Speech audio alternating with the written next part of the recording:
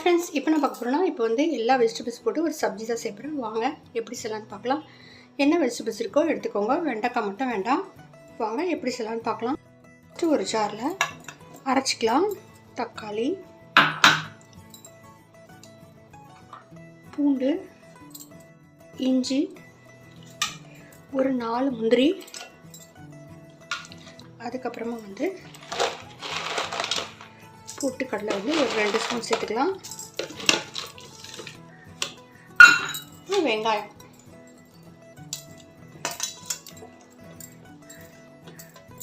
இதெல்லாம் வந்து நம்ம அரைச்சி எடுத்துக்கலாம்.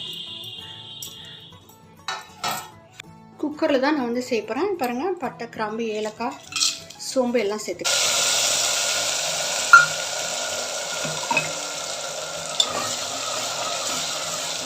மஞ்சள் பொடி, மிளகாய் பொடி, தனியா பொடி, கரம் மசாலா பொடி, காரத்துக்கு எவ்வளோ தேவையோ சேர்த்துக்கோங்க. பச்சை மிளகாய் கறிகளை சேர்த்துக்கலாம். பீன்ஸு, கேரட்டு, கொஞ்சமாக குடமிளகா,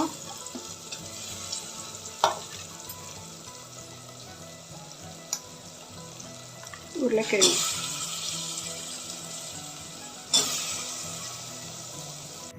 தேவையான சால்ட் வாட்டர் சேர்த்து வேக வச்சுக்கலாம். கொஞ்சம் கருவேப்பிலை. இப்போ வந்து மூடி வச்சுருங்க. 2 விசில் வரட்டும்.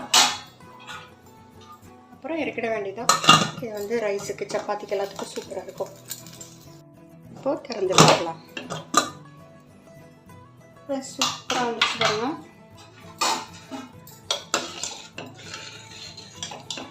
சூப்பராக இருக்குது. கஸ்தூரி மேத்தி சேர்த்துக்கலாம்.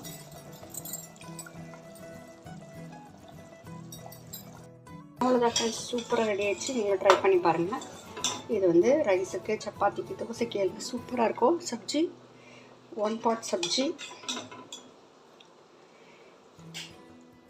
கொத்தமல்லி தூவிக்கலாம் மேலே. ஃப்ரெண்ட்ஸ், பிடிச்சி லைக் பண்ணுங்கள், ஷேர் பண்ணுங்கள், மறக்காமல் சப்ஸ்கிரைப் பண்ணுங்கள் ஃப்ரெண்ட்ஸ். Thank you friends. சூப்பராக அருமையாக ரெடி ஆகிடுச்சு. நீங்கள் ட்ரை பண்ணி பாருங்கள். பிடிச்சி லைக் பண்ணுங்கள், சப்ஸ்கிரைப் பண்ணுங்கள் ஃப்ரெண்ட்ஸ். தேங்க்யூ. சூப்பராக அருமையாக 1 pot சப்ஜி வந்து ரெடி ஆகிடுச்சு. நீங்களும் ட்ரை பண்ணி பாருங்கள். இது எல்லாத்துக்குமே நல்லாயிருக்கும். தோசை, இட்லி, சப்பாத்தி, பூரி எல்லாத்துக்குமே சூப்பராக இருக்கும் ஃப்ரெண்ட்ஸ். பிடிச்சி லைக் பண்ணுங்கள், சப்ஸ்கிரைப் பண்ணுங்கள் ஃப்ரெண்ட்ஸ். தேங்க்யூ. சூப்பராக அருமையாக 1 pot சப்ஜி வந்து ரெடி ஆகிடுச்சு. இது வந்து தோசை, பூரி, சப்பாத்தி எல்லாத்துக்குமே சூப்பராக இருக்கும். பிடிச்சி லைக் பண்ணுங்கள், சப்ஸ்கிரைப் பண்ணுங்கள் ஃப்ரெண்ட்ஸ். தேங்க்யூ.